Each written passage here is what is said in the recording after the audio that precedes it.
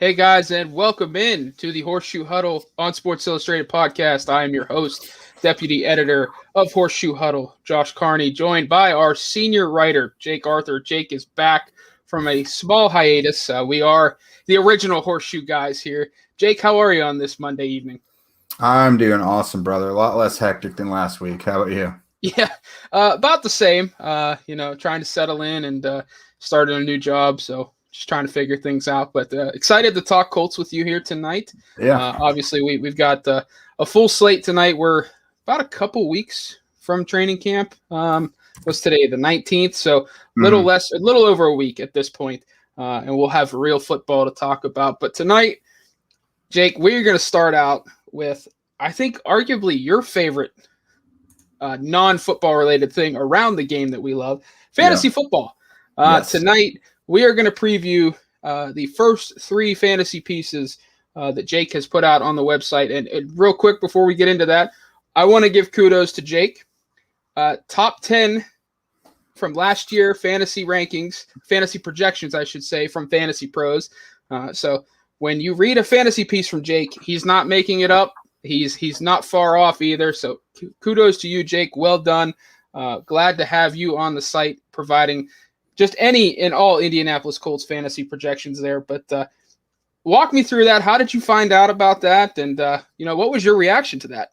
Yeah, thanks, man. So Fantasy Pros, I think it was a couple weeks ago, tweeted out that they had finally compiled their rankings from their, I think their expert panel this year was 191 experts, and they compiled everyone's score from the draft rankings last year, like fantasy draft rankings, basically where we all had each player ranked going into the season. I wound up finishing ninth out of 191, number one in quarterbacks. Nice. I thought that was interesting. It's funny. It's kind of a running joke in my home league that I have with my friends and family that, like, I'm a top 10 fantasy analyst out there, but I can't ever win my own league, which is nice. I found that I'm better at giving fantasy advice than taking my own. I think I'm willing to take a lot more risks, but no, that was really cool. Yeah. It was just kind of vindicating for me. I've put a lot of work into it. It's very hard for me to just do a fantasy piece quickly because the amount of research I like to put into all of them. Mm-hmm.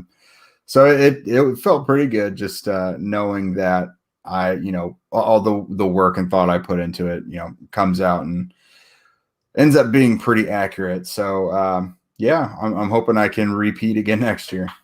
Isn't that the most frustrating thing, though? It's like you know what you're doing. You're good at projecting. You're good at identifying, hey, this is a good guy to go after this year.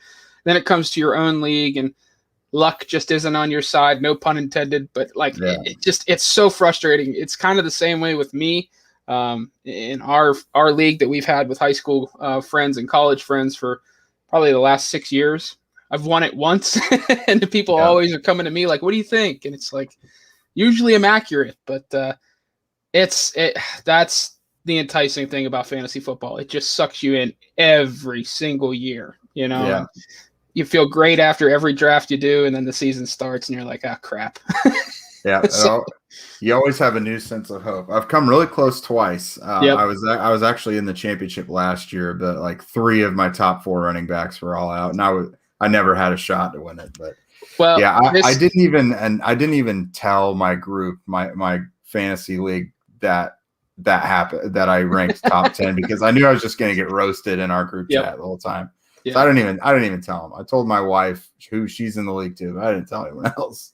Well, here's the thing. It's going to happen this year for you, Jake. It's gotta. So that's what I say every year. Yeah, that's true. Yeah. But I want to get started. You obviously you were first overall with quarterbacks out of the 191 experts.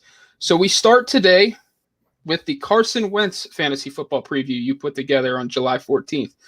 Just walk us through Carson Wentz right now.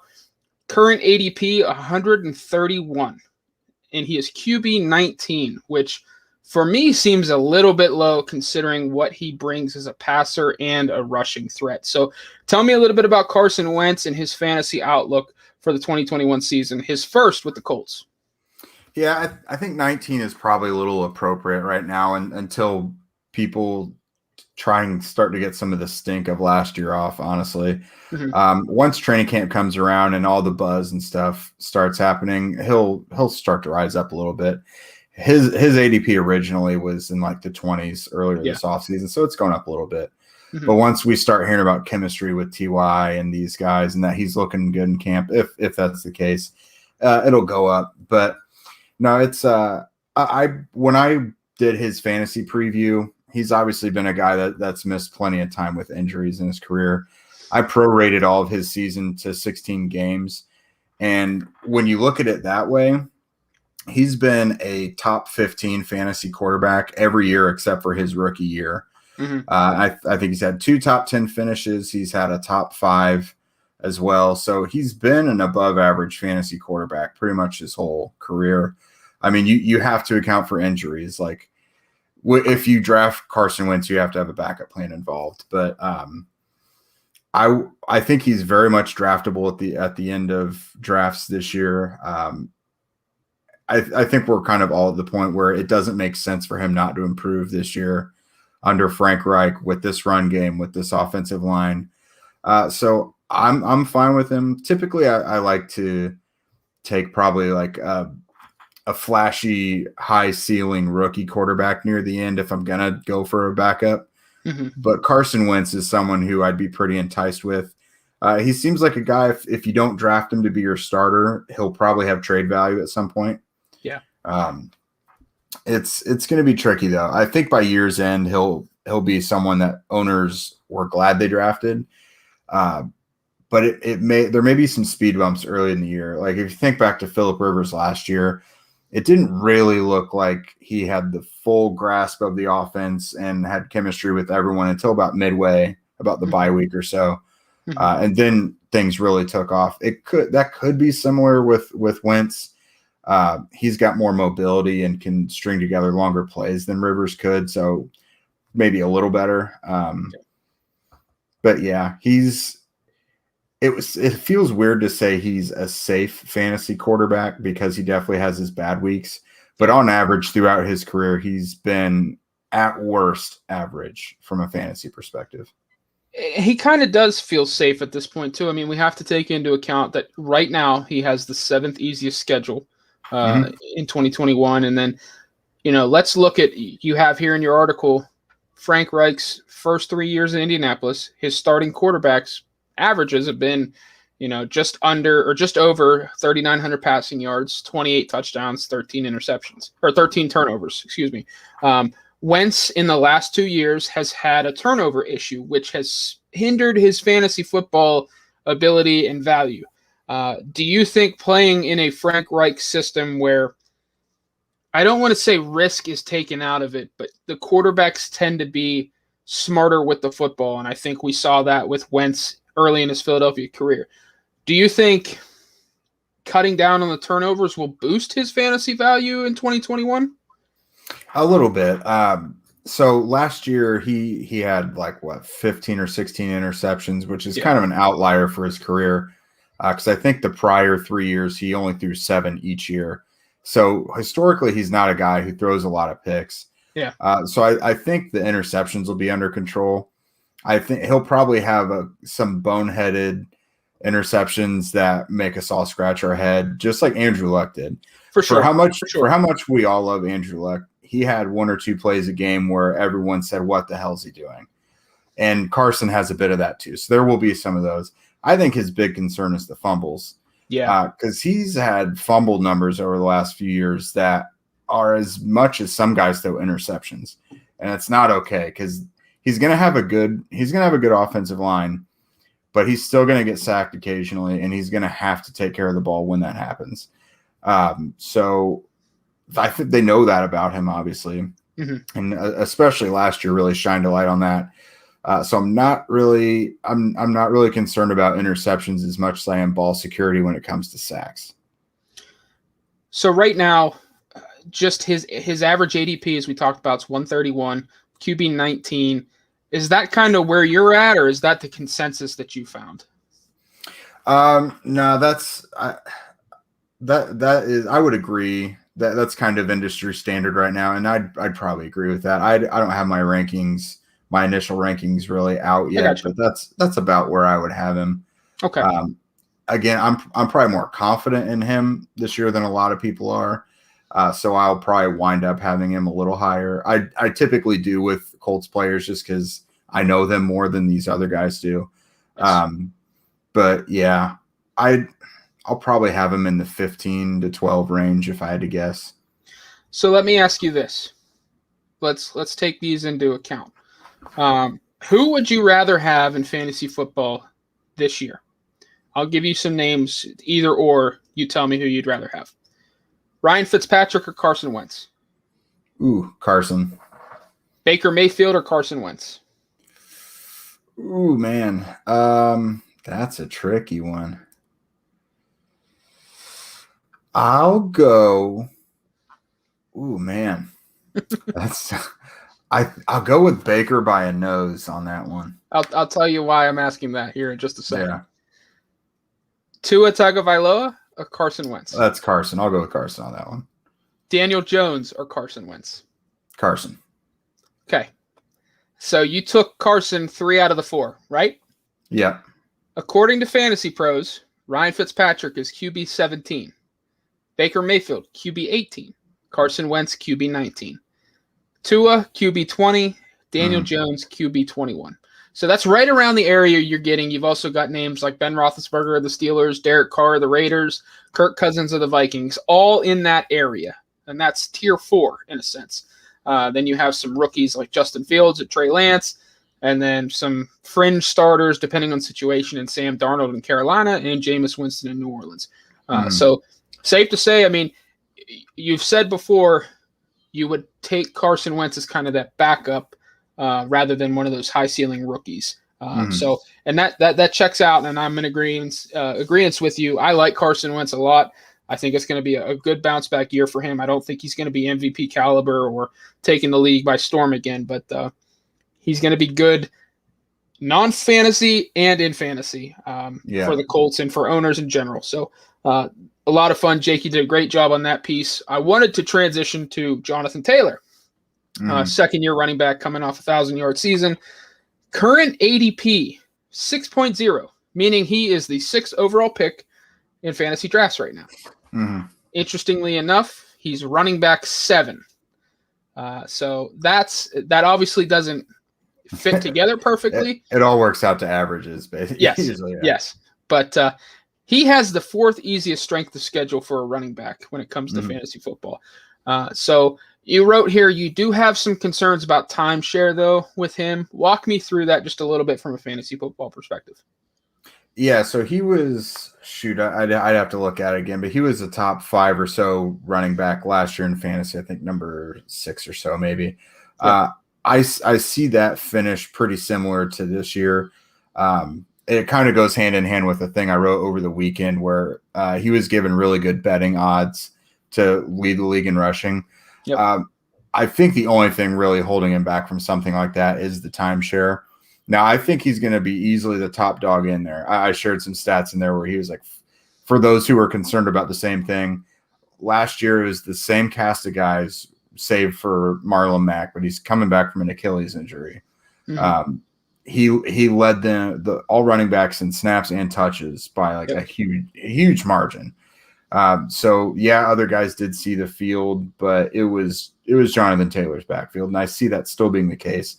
Yeah. But if we're talking about like a top 3 finish or something, that's what I think the timeshare takes away from that. Because there are going to be times probably where Nyheim Hines, we all love him, but Frank Reich loves to give Nyheim Hines the ball inside the 5-yard line. We don't know why. That's going to take a couple touchdowns away from Taylor. Marlon Mack will probably get some goal line work as well. There's just going to be times where all fantasy owners want Taylor on the field, and it's going to be another guy. That happens. It just does. Yeah. So that is where the timeshare for me will become a concern. The overall sense of the season, not worried about it at all from a fantasy perspective. I do still see him finishing in that RB 5, 6, 7 area in fantasy. I'd be totally comfortable taking him there at 6 or 7 in the first round. Yeah. But yeah, I don't think he's going to finish as like RB1 or 2. Yeah. You mentioned those the touches and just the timeshare in general. I just wanted to add some context to that. You wrote here Taylor dominated the backfield stats and snaps and touches as a rookie, outpacing the next closest backs by 168 snaps and 116 touches. Just monstrous numbers. And that's with the I think 2 games where he was kind of in the doghouse. And right. Then he missed the game on the COVID list. Yeah, he finished running back 6, and he basically lost 3 games worth of production in a run-first offense. So you know that obviously the Colts lost Anthony Costanzo at left tackle, but they've done what they could to fix that. They returned 4 or 5 starters on the offensive line. They have a new quarterback in there who brings some mobility. They have weapons on the outside. Paris Campbell being healthy could be huge for this running game. Do you think people are a little too low on Jonathan Taylor, or is it still that timeshare is the issue? No, I mean, because let me like get into that. I mean, he's in a run first offense. He closed the season in impressive fashion. And I think the Colts might be able to do a little bit more offensively through the air that could open up the middle of the field for this rushing attack. Like, it just feels like the fantasy community in general is a little bit low on Jonathan Taylor. Yeah. So what's odd is the individual analysis I've seen from other fantasy analysts is probably too low on him. But the averages, the ADP and the rankings are fine. RB7 may be a little low, but I'm going to wind up with him somewhere between RB5 and 8 probably. So it's fine. Yeah. But again, individual analysis I think has been a little harsh. I've read like 3 or 4 things lately when guys are compiling their lists of like, don't touch these guys because of their ADP, or like guys are going to want to avoid. Jonathan Taylor has been a fixture on those lists of like, that's crazy, early round picks to avoid. And yeah, I think that is nuts because with how shallow the running back position is in fantasy, I mean, with receivers, you can go find a productive guy in the 4th, 5th, 6th round. If you don't get your running back in the 1st or 2nd round, there is just a massive drop off. Yeah, good luck. And Taylor is going to be a true RB1 in fantasy with numbers that fully support it. So. Unless there's a guy like Alvin Kamara or someone on the board when I'm picking, I'm hammering the draft button if Taylor's on the board. Yeah. You also wrote in the preview, like, he got some cheap yards against some bad defenses. But you know what?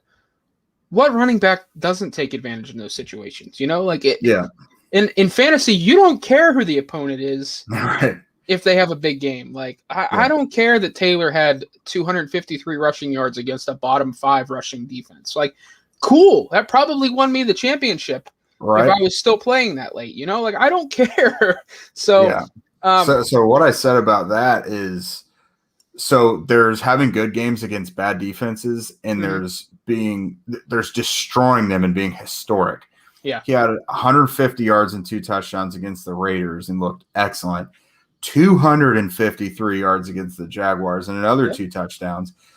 That performance against the Jaguars was the Colts' best rushing performance ever. They've had Edgerrin James, Marshall Faulk, Eric Dickerson, Dominic Rhodes, Joseph Adai. They've had really good running backs. Lenny Moore. That was a historic performance. Yeah, and if you want to take something away from him because it was against the 1-15 Jaguars, like, go ahead. That's on you. Like, fantasy-wise, I don't care. Because, like I said, if I was playing that late in the season in a meaningful game, chances are I cruised to the title because I had Jonathan Taylor in my lineup. Like, I will never care about who he played against if he has a big game. So just the 253 yards and 2 touchdowns right there is 37 points. And I forget if he caught anything. So, yeah. And that leads me to my next question. Do you think he's being dinged a little bit in terms of the overall rankings because he's not much of a pass-catching threat? I don't think so, because I think he debunked that last year. he caught all but one target through like the first 14 or 15 weeks, and he didn't even have a drop until week 17. Yeah. So he had terrific receiving numbers. That was a huge knock on him going into last year. But I think he just totally disproved that. So like we did with Carson Wentz, I want to play either or. Okay. So I'll give you some names. You say if you want this guy or Jonathan Taylor. Saquon Barkley or Jonathan Taylor? God, that one is tough, but probably Saquon. Okay. He's a bigger part of that offense. He's going to be more of a pass catching threat. He's just not going to have to share the ball as much as Taylor is, but those guys will probably be right next to each other in my rankings. Alvin Kamara or Jonathan Taylor? I think I know where you're going here. Kamara, same thing. Yeah. Okay. Yeah. Nick Chubb or Jonathan Taylor? Very similar here. These two have like an identical situation pretty much. And they're identical skill sets too, pretty much. I think I'd have Taylor because it just makes more sense for him to get more work inside the 5. I know I said that Reich is going to take snaps away from him in the 5, and he is. But Nyheim Hines and Marlon Mack aren't Kareem Hunt. Like the Browns have to find ways to get Kareem Hunt involved because they have two excellent RB1s basically. Yep. The Colts don't have that same problem. Like they love Nyheim Hines and Marlon Mack, of course, but Cleveland has to figure out more ways to get Kareem Hunt involved. So I think that's kind of the tiebreaker there. Last one, Ezekiel Elliott or Jonathan Taylor. That to me is the toughest one because I think I'm going to go with Zeke.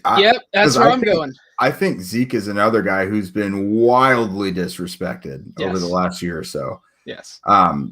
Sure, there's the contract and everything, but like, do we not remember what Zeke has done in his career? He's a 2-time rushing champion. Like Zeke is the real deal. He's not just like a scrub. That's going to be another one that's close for me. Here's the thing. I mean, Dak Prescott's coming back. They are loaded offensively. Zeke gets 2 all-pro caliber linemen back this year.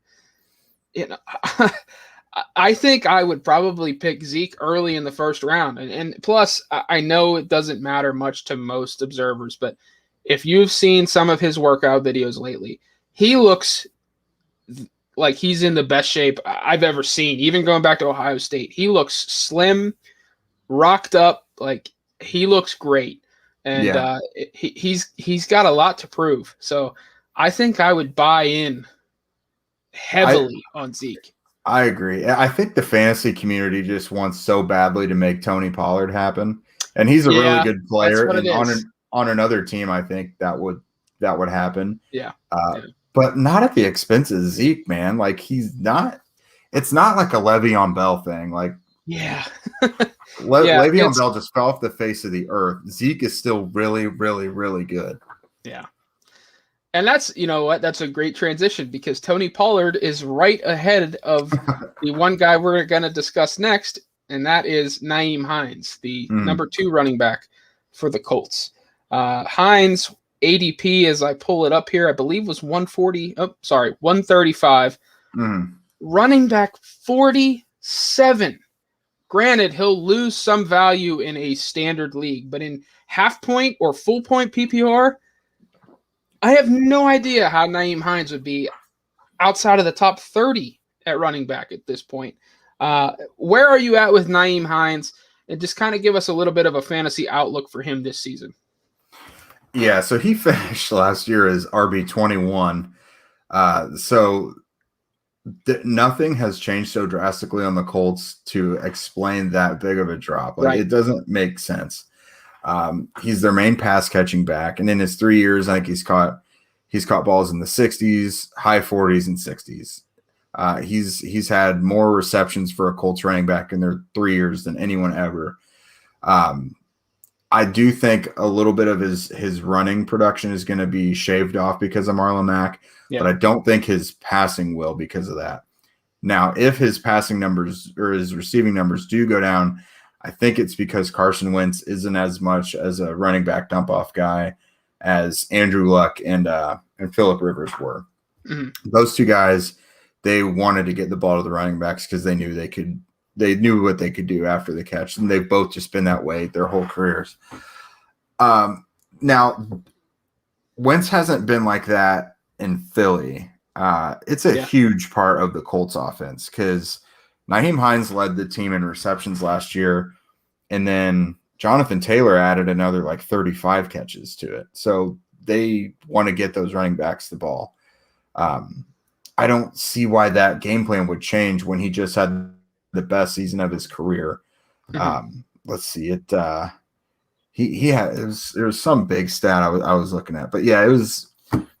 I don't know. I don't think he's going to be RB21 again, but it's not going to be RB47. I think probably something closer to like 30 makes more sense. Yeah, and you pointed out in your article he led PFF in receiving grade for running backs last year. He beat Alvin Kamara by 2 full percentage points. Yep, and Austin Eckler and really all the well-known pass catching backs. Here's the names. Alvin Kamara, James White. I won't mention Latavius Murray or Chris Carson because I don't really view those two as pass-catching backs, but Austin Eckler, Rex Burkhead, Chase Edmonds. Hines was great last year. And, when I read your story this morning, I was like, running back 47. Like, if I can get him at running back 47 in my draft, like, I am racing outside, screaming to the high heavens how excited I am. I think he's probably in the running back 25 to 28 range this year.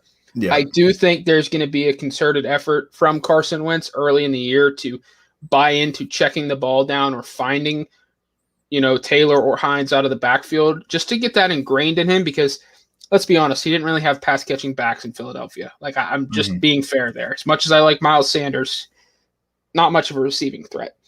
I don't know that his value is diminished that much going from Phillip Rivers, who made guys like Darren Sproles fantasy relevant in their career. But I do think that they're still going to be a big part of the receiving game. And I think, like I said, Wentz is going to make a concerted effort to check the ball down and find them across the middle. Do you think Hines is going to have as much of an impact in the run game with Marlon Mack back, or do you think this is more of a Hines is the third down back, pass catching threat, punt returner? Do you think he loses some value as a rusher? Probably a little bit, if I had to guess. I really want to wait and see what Marlon Mack's role is, but I can't imagine they would have re-signed him if they didn't want to give him the ball. Right. I don't think it's going to be some big timeshare between Taylor and Mack. I think Mack might get like 5 carries or so a game, maybe. Because, I mean, a lot of people have kind of fought me on the Taylor versus Mack thing. And do you really think they're going to give Mack some big workload coming off an Achilles? Like, they probably want to let him rehab his image a little bit going into free agency next year. They probably don't want to wear him down. But yeah, I do think Mack is probably going to have a direct effect on Hines rushing. Yeah. Not as a pass catcher, but as a rusher a little bit. But at the same time, when I was looking at Hines' game log, I think I said like before the bye week, he only had like 1 or 2 games above 5 points in fantasy. Yep. But then after the bye week, he had 5 or more points in 9 of the 10 games. Yes. So they started to involve him a lot more after the bye week. So that could be a sign of things to come. We know his role as a pass catcher. That makes me feel safe about him. But I've got to think that Mack is going to eat into his carries at least a little bit. Yeah. So we're going to do this game again. I kind of enjoy it. Right on. Buffalo's Devin Singletary or Nyheim Hines? Hines, because I think if Zach Moss takes off, then it's off to the races there. Yep. Guy we mentioned, Tony Pollard or Nyheim Hines? Hines, because again, I don't think Tony Pollard really happens unless there's a Zeke injury. I'm going to group these next 3 because they're pretty darn interesting. So stick with me here.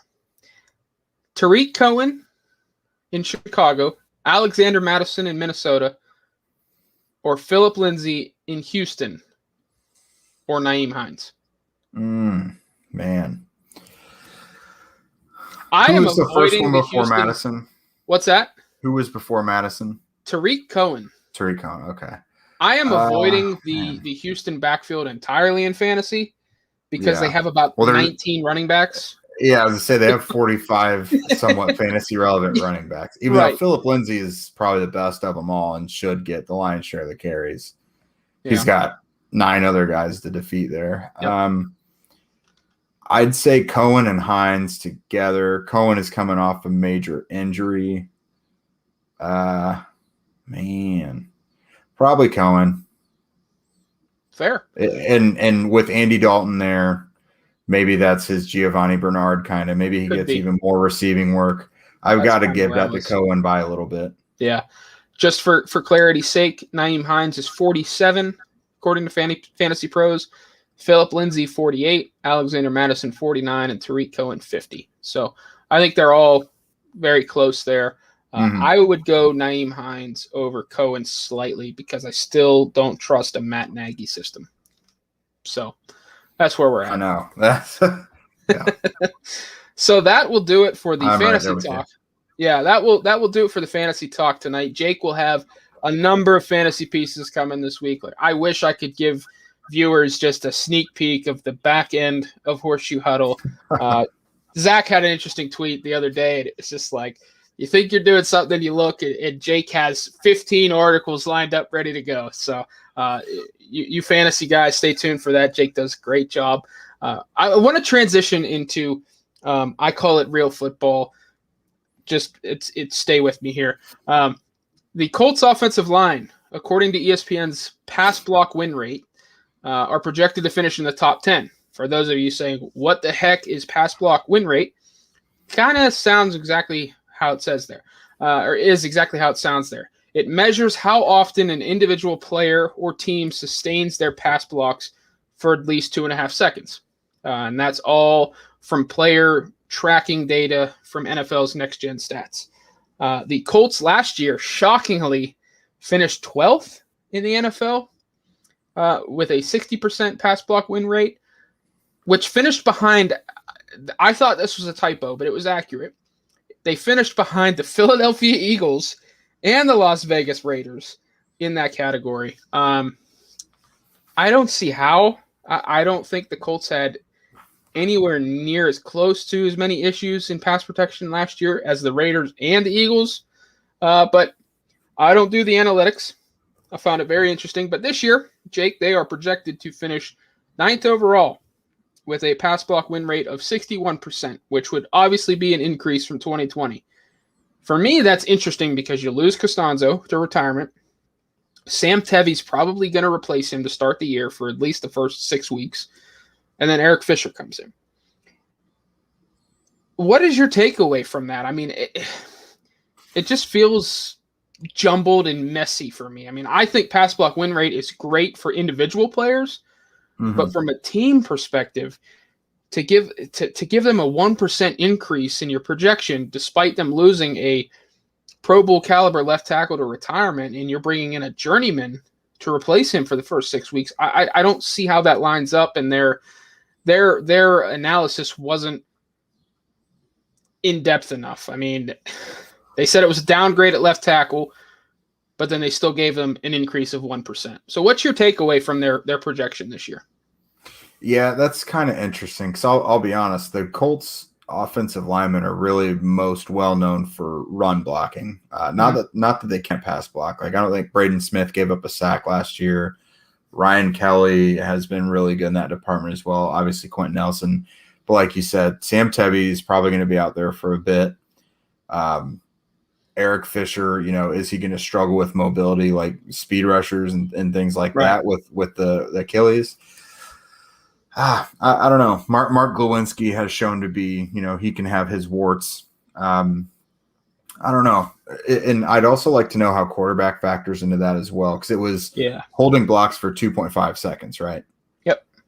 Yeah, I'd like to know how quarterback play, goes into that, because does the quarterback escaping a clean pocket or just scrambling around beyond 2.5 seconds, does that affect it, or does it only work within 2.5 seconds? But no, See, that's a great point, Jake, because like, most of I cover the Steelers as well, and the Steelers last year got rid of the ball 2.5 seconds or quicker, historically, at a historic rate.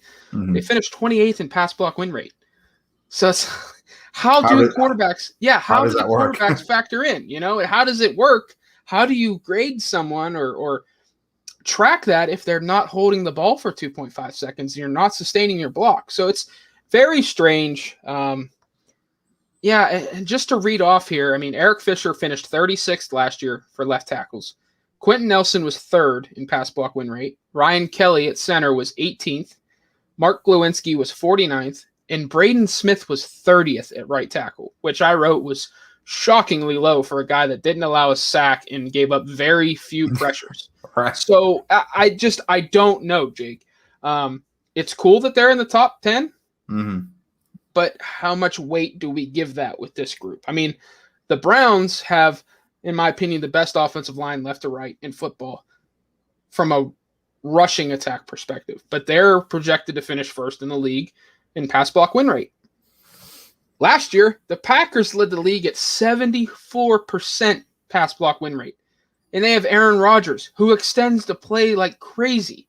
Right. So it doesn't make a lot of sense. I think there's a lot that needs ironed out, but I found it fascinating that the Colts were 9th. So kudos to the Colts. I mean, well, obviously we have to see how it plays out on the field, but I think I'm with you. It's there's a lot of questions that come from it.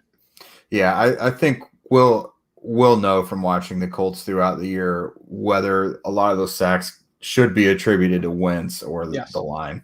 Yes. Yeah. And our colleague Zach Hicks just recently did a piece on Carson Wentz, how much his teammates in Philadelphia let him down, his supporting cast. And he also did a sack breakdown piece of these went to Carson Wentz, this went to the offensive line. This was just a whole team thing. So check those out at the Horseshoe Huddle. But real quick, Jake, before we get into the next one, I just wanted to tell the viewers on YouTube and on Facebook Live, you can drop a comment below or ask us a question. We will answer them at the end of the show. Please feel free. Anything and everything. You want us to talk about something, shoot us a message. We would greatly appreciate it. But this one is going to be fun and could take up some time. So the Colts last week put out one of those, I don't even know what to call it. But basically it was build a Colts team, an ultimate Colts offense using just $15. And it went by position of quarterback, running back, receiver, tight end, and where is their tweet? This makes for great radio. I did an article on it last week for anyone who wants to follow along. Yep. The tweet below. It is quarterback, running back, offensive line, wide receiver, and tight end. And it went $5, $4, $3, $2, and $1. And you obviously fill those 5 positions using $15. So I thought it would be fun for Jake and I tonight to go through this and kind of compare our teams. And those that are viewing this live or are listening to it on Apple Podcasts later on or wherever you get your podcast, send us a note on Twitter and just let us know whose team you would choose, or come up with your best team and let us know what you came up with. But Jake, I'm going to give you the first pick tonight, so we cannot duplicate. Okay. Or do you want to duplicate? I'm fine with it, but no, that's all right. Yeah, let's go pick for pick. Let's do it. Okay, so we're not going to duplicate. So Jake, you're going to start it off. I will give you the first pick in this draft. All right, we going by position first? Yep. Okay. So I think Andrew Luck at $3 is a real nice bargain. So that was my quarterback, Andrew Luck, for $3. That's not to say Peyton Manning isn't better. I think Peyton Manning's the best quarterback of all time. Yeah. But for $2 less, I get to have Andrew Luck, and it means I have that extra money to spend elsewhere. Yep. Because Luck's not such an enormous drop-off. So I'm taking Andrew Luck for $3. All right. So I'm going to take Peyton Manning. I am a huge Manning stan. I love that guy. I will go with Peyton Manning and spend the premium money there. So we are on to running back now. And just to give you, so we'll go back really quickly. At quarterback, $5 was Peyton Manning. $4 was the great Johnny Unitas. $3 was Andrew Luck. $2 was Jim Harbaugh. $1 was Burt Jones. Obviously, Jake took Andrew Luck for $3, so he has $12 left. I took Peyton Manning for $5. I have $10 left. Running back, $5 is Edgerrin James. $4 is Marshall Faulk. $3 is Eric Dickerson. $2 is Lenny Moore. $1, shockingly, Jonathan Taylor has already made that list. Yeah. Who are you going with, Jake? Taylor for $1. For $1, you're giving me Jonathan Taylor. Wow. I mean, yes, he's not Edgerrin James or Marshall Faulk or Eric Dickerson, but like for $1, I can get Jonathan Taylor. Let's do it. You can win games with Jonathan Taylor. Yes, you can.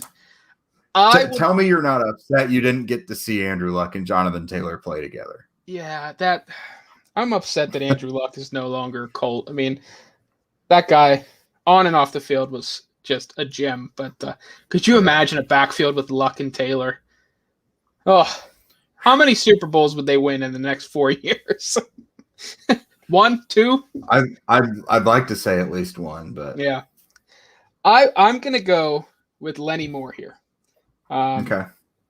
I'm just trying to save some money. Dual threat, well ahead of his time. I did consider Marshall Faulk here because Faulk was also ahead of his time. I think Faulk was Lenny Moore on steroids. Yes, and I think if Faulk played in this era, like this era right now,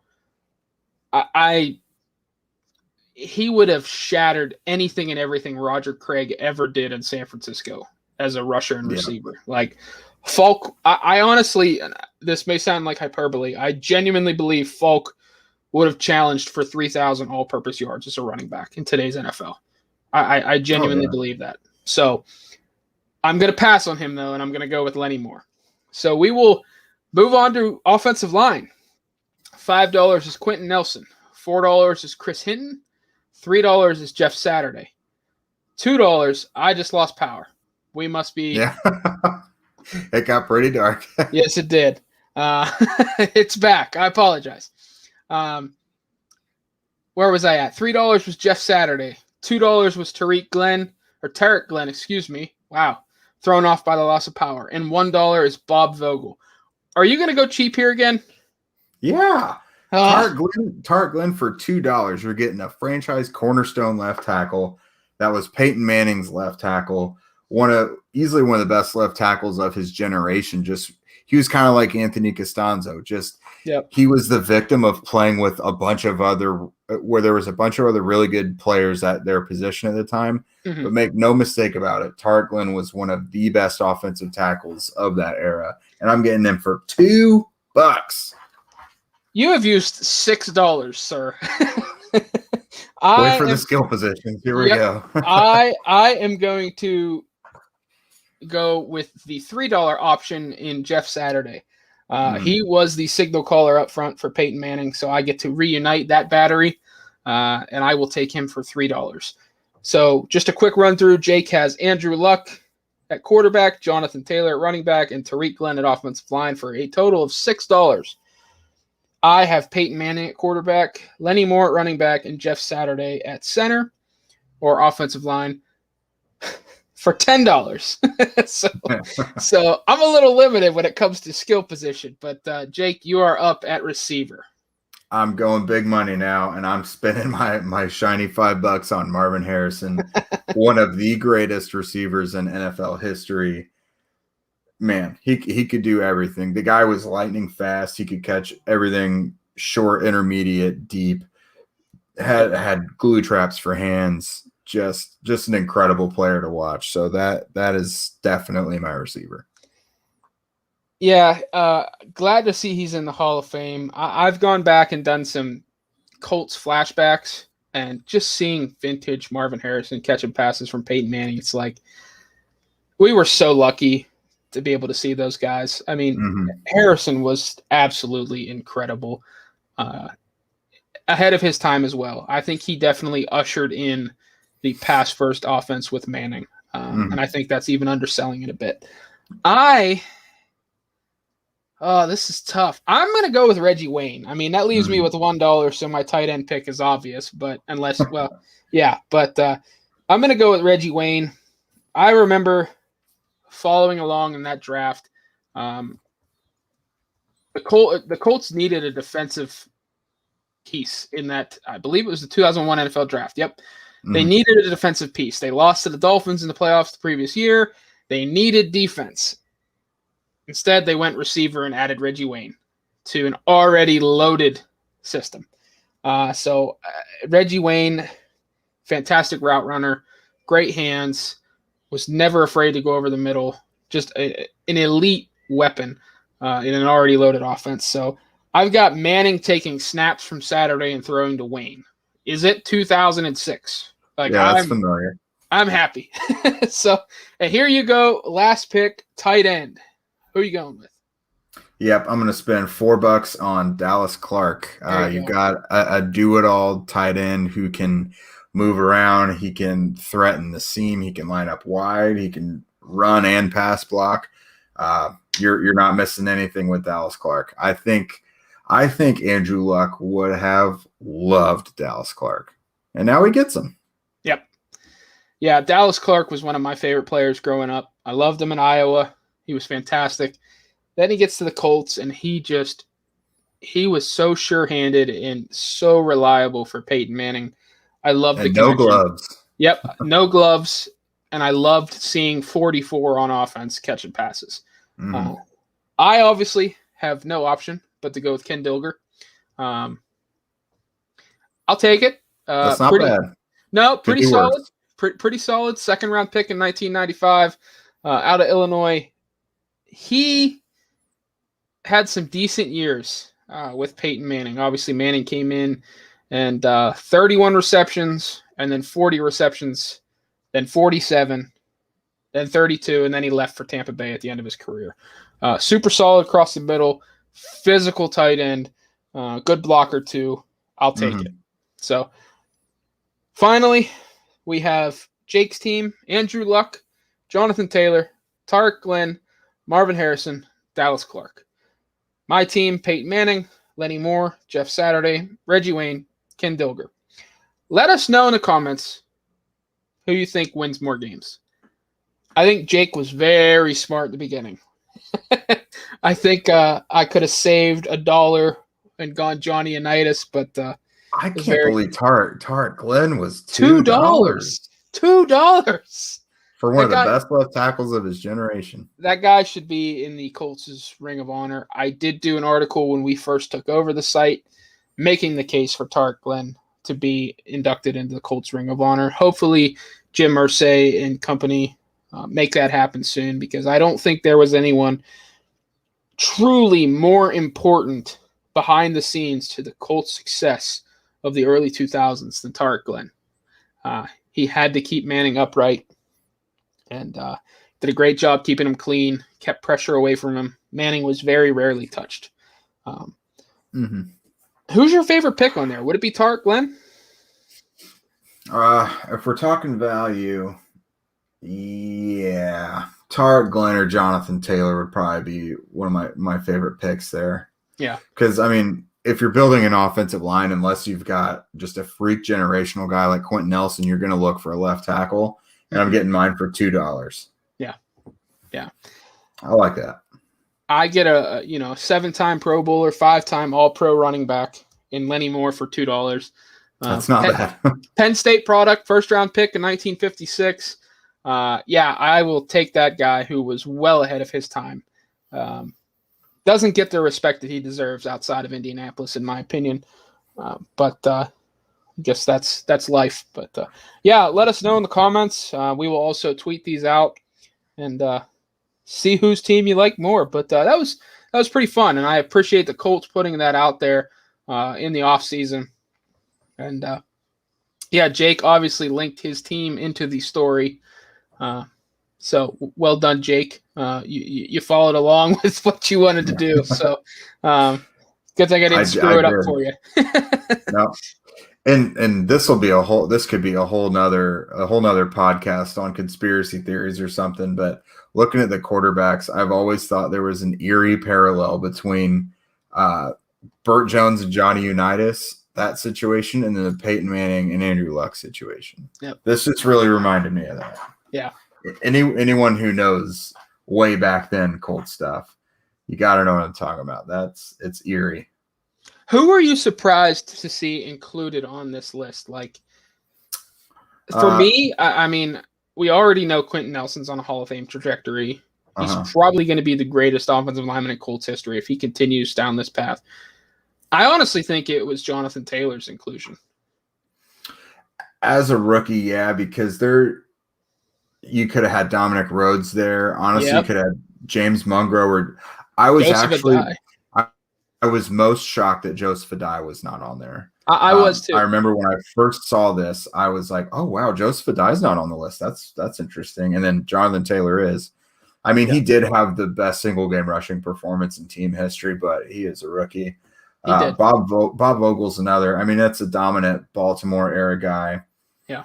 But you could have had Anthony Costanzo. I guess there's not a ton of terrific options for offensive line, and Colts hasn't always been the best mixture. But I honestly was surprised that Adai wasn't on there. I mean, obviously fell off a little bit from his first 2 seasons. Had 1,000 yards back to back coming out of LSU. Dropped off there big time.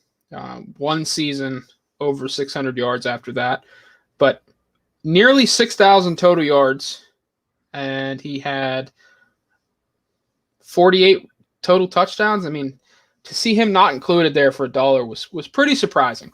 I was also a little surprised Jack Doyle was there at tight end. For $3, yeah. Yeah, for $3 over Marcus Pollard, who we know was so instrumental in early Colts success.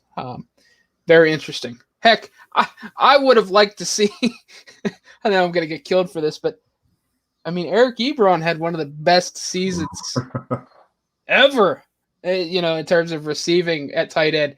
I was surprised he wasn't on there.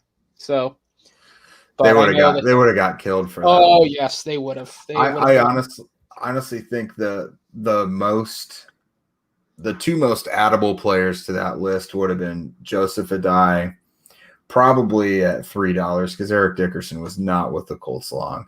Yeah. And he's oddly also in the Ring of Honor. And then Dominic Rhodes is one of the biggest fan favorites in team history. He could have been the dollar running back too. Mm-hmm. Yeah. Yeah. Dominic Rhodes was the guy in Madden for me. Loved him on third downs. Pass catcher and a good run blocker, or a good pass blocker. Yes. I would be curious to see a defensive version of this come out. I want them to do that. That would be fun. That would be very fun. I would pay whatever it takes to get Bob Sanders. I don't care if he was $5. Give me all the Idris Bashir shares I can handle. Would he be like 50 cents? Maybe. Until Sanders came around, safety wasn't a real lucrative position for them either. Yeah. But no, that was fun. Hopefully we can put a bug in some of the members of social media for the Colts in their ear. I'm on it. Yeah, see if they can do a defensive one.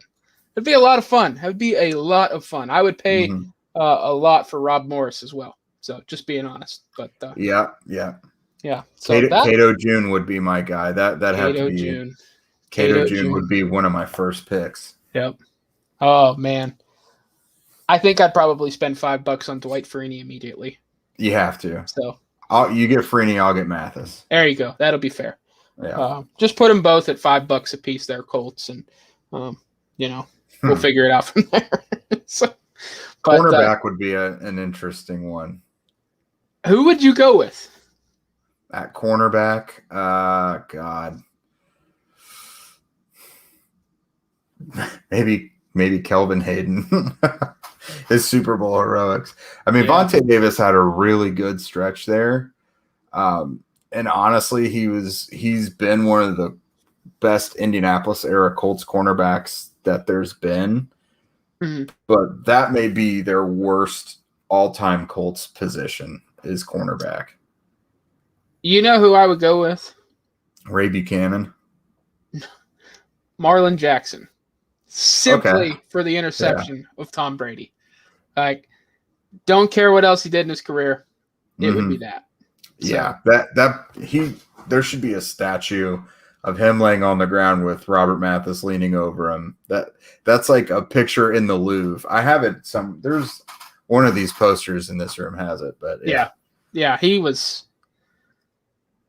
good in his role. I do wonder though. I mean, where would Kenny Moore come in? On honestly, that chart. Kenny is one of their best corners they've had. It'd be hard for me to not have him at least as the $3 guy. Yeah. That would be a fun exercise. But yeah, Bob Sanders, easy $5 safety. Yep, that would be it. But yeah, so let us know in the comments or tweet at us. Obviously, our Twitter handles are right there underneath our faces. Let us know what you thought of that exercise and give us your pick for your ultimate Colts offense. But Jake, not seeing any questions tonight, unless you had some come your way at this point. I have not. Let me double check. Okay. Don't want to miss anyone. Dun, dun, dun. Yeah, I know we didn't put out the call for questions today with the other topics we had. Nope, I'm clear on social. Okay. As am I. So that is going to do it for the Monday night edition of the Horseshoe Guys. We will be back Thursday. At least I will be back Thursday, either with Zach Hicks or Andrew Moore. And then Jake and I will return next Monday, which will be the day before the Colts report to training camp in Westfield, Indiana. So we will have much to discuss on next week's show. But as always, please follow, rate, and review the Horseshoe Guys podcast anywhere you get your podcast. Please send us a note on Twitter. I am by Josh Carney. Jake is at Jake Arthur NFL. Let us know what you think of the show, what we can improve, what segments you want to see cut. And yeah, just continue to support us. Follow us on Facebook. You can just search Horseshoe Huddle on Sports Illustrated. It'll be right there. Also follow us on Twitter at Horseshoe Huddle. So that's going to do it, Jake. Thank you so much for an awesome Monday night show and 1 week closer to real football, brother. Absolutely. The preseason is very close. So yes, that's it is. exciting. Yeah. Yes, it is. All right. That will do it. We will catch you guys next time. Thanks for watching.